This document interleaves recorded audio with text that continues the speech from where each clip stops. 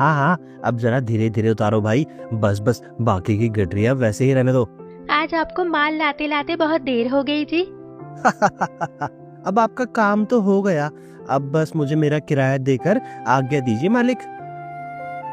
मालिक से आज्ञा लेकर क्या होगा? मैं अभी जाने नहीं दूंगी, दोपहर में बिना खाए नहीं जाने दूंगी। हाँ, ये तो तुमने बिल्कुल सही कहा है, मैं भी मन ही मन यही सोच रहा था। तुम सबका कल्याण हो। कहे बहू, आज कुछ खाने को नहीं दोगी? ऐसा क्या कभी हुआ है बाबा? क्या कभी आपको खाली हाथ भेजा है?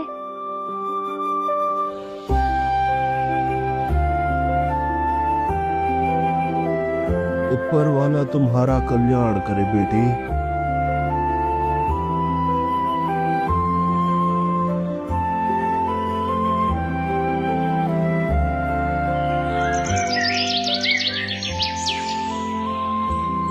आप लोगों ने देखा है, सौदागरी का कार्य करते करते हमारा सदानंद दिन प्रतिदिन कितनी तरक्की करता जा रहा है। हाँ, लेकिन उसे बिल्कुल भी घमंड नहीं है। सदानंद जैसा देनी और अच्छा इंसान गांव भर में कोई नहीं है। और जमींदार बाबू तो सिर्फ नाम के ही जमींदार है।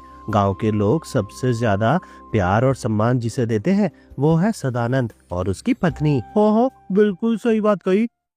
क्या महाशय, क्या समझे? ये लोग तो सिर्फ सदानंद के ही गुणगान किए जा रहे हैं। ओह, मैं भी तो वही देख रहा हूँ। अगर इसी तरीके से चला तो कुछ दिनों बाद ये लोग जमींदार बाबू की इज्जत ही नहीं करेंगे। मुझे लगता है ये बात जमींदार बाबू को बतानी चाहिए। ओहो, बिल्कुल, तभी तो असली मजा आएगा।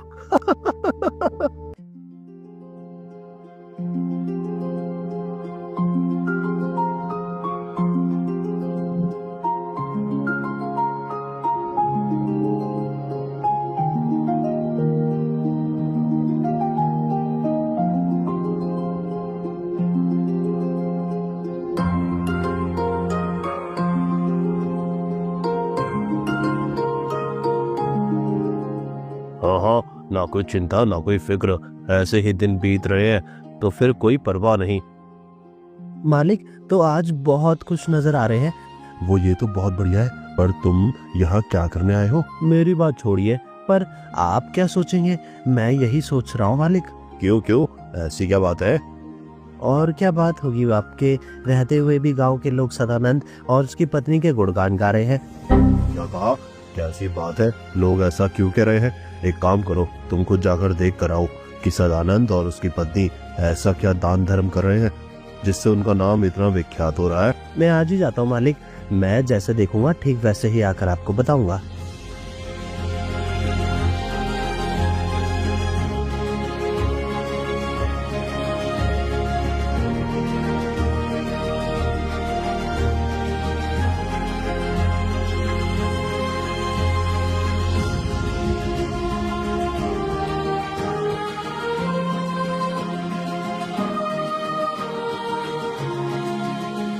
लगता है आज बहुत जोरों की भूख लगी है।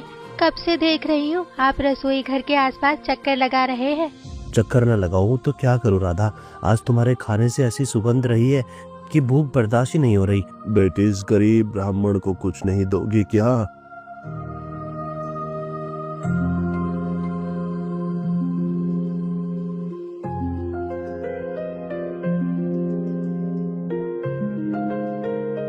अरे वो सदानंद की पत्नी तो सचमुच सेवा करती है, तभी तो लोग इनकी तारीफ करते हैं। पर यदि मैं मालिक को उनके खिलाफ भड़का दूं तो ये सेवा धरी की धरी रह जाएगी। अगर मैंने उनको अपनी तरफ से कह दिया तो मुझे भी फायदा होगा।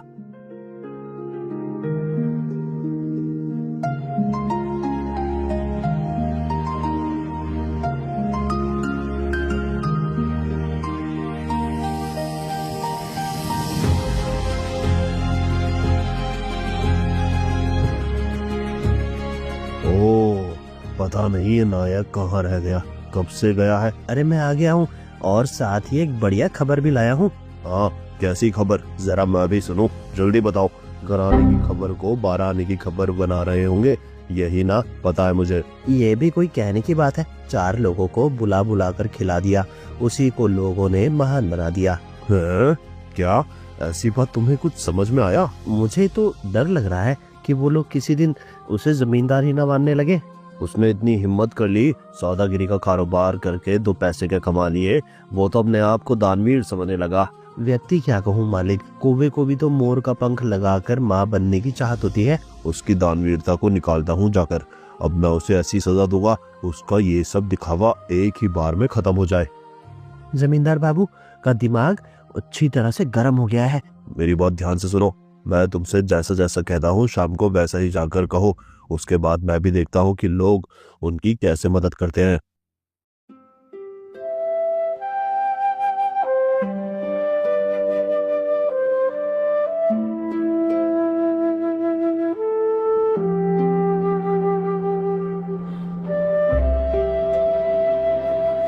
आज का दिन बहुत ही शुभ है, एक तो बृहस्पतिवार, ऊपर से पूर्णिमा। ऐसे दिनों में भूखों को भोजन करने से परिवार का कल्याण होता है। और ऐसा सच में हो, इसीलिए जमींदार बाबू ने तुम लोगों को एक सुनहरा मौका दिया है। क्या मतलब? तुम लोगों की बुजुर्गों की सेवा करने वाली बात को सुनकर जमींदार बाबू इस गांव के जितने भी गरीब लोग हैं उन सब लोगों को तुम्हारे पास भेज रहे हैं। मुझे कुछ समझ में नहीं आया, वो लोगों को बुलाकर क्यों भेज रहे हैं? अरे अगर वो लोग नहीं आएंगे तो तुम लोगों का नाम और कैसे फैलेगा? हमें तारीफ की कोई जरूरत नहीं है। नायक वहाँ से हमारे दरवाजे पर जो भी आएगा हम उसकी सेवा जरूर करेंगे।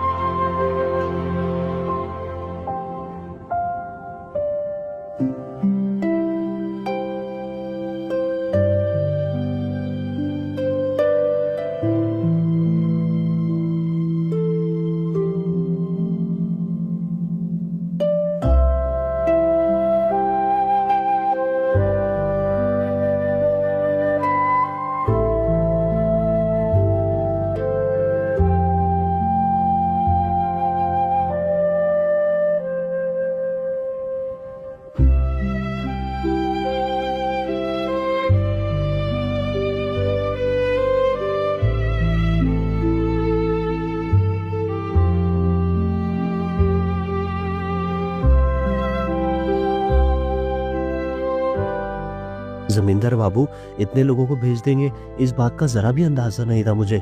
नाना आप बिल्कुल चिंता मत करिए, हमारे पास जो कुछ भी है हम उसी से उनकी सेवा करेंगे। मालिक ने तो जैसा कहा वैसा ही हो रहा है, सारे बर्तन खाली हो रहे हैं। अब जाकर मालिक को खबर पहुंचाता हूँ।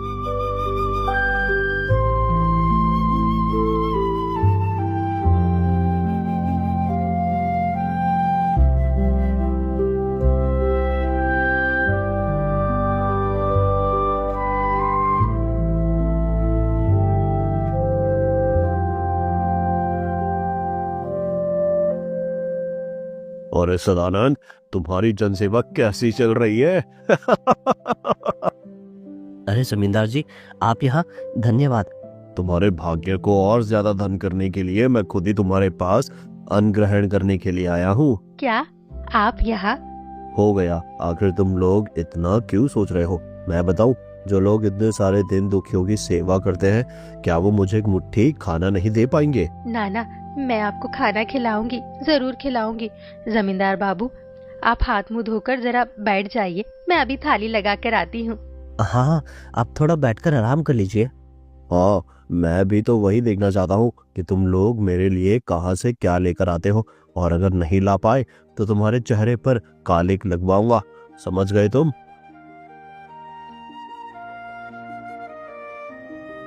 अरे सब सर्वनाश हो गया, पूरी हांडी खाली है। अब क्या होगा?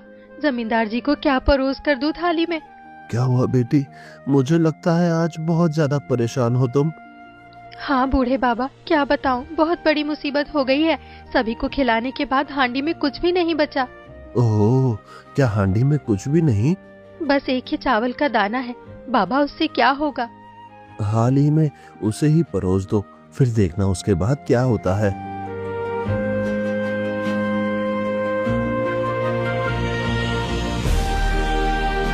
अरे सदानंद, ये है तुम्हारी अतीत सेवा। इसकी तो लोग बहुत बधाई कर रहे थे, और जब लाई हो तो सिर्फ एक ही दान लेकर आई हो खाने के लिए। आज सबके सामने आप लोगों को मुंह छोटा होगा।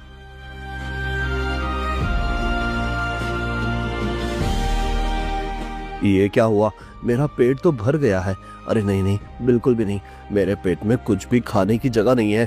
पेट में, अरे बाबा, पेट तो जैसे भी फट जाएगा। अब तो ऐसा महसूस हो रहा है जैसे 7 दिनों तक कुछ नहीं खा पाऊंगा। ये क्या कह रहे हैं आप? ये तो संभव है, ये कैसे हो सकता है? लेकिन ऐसा चमत्कार हुआ कैसे?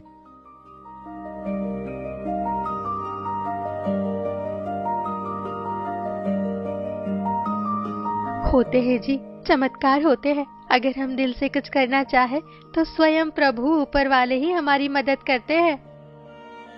नाना सदानंद, तुम्हारी अतिथि सेवा की कोई तुलना नहीं है। मैं तुम लोगों को शिक्षा देने आया था, पर मुझे खुद ही उचित शिक्षा मिल गई है। मैं तुम लोगों से वादा करता हूँ, मैं खुद ही तुम्हारे भंडार भर दूंगा, तुम्हारे सारे कर्जे माफ कर दूंगा। तुम लोग सच में बहुत महान हो। चलो नायक, चलो।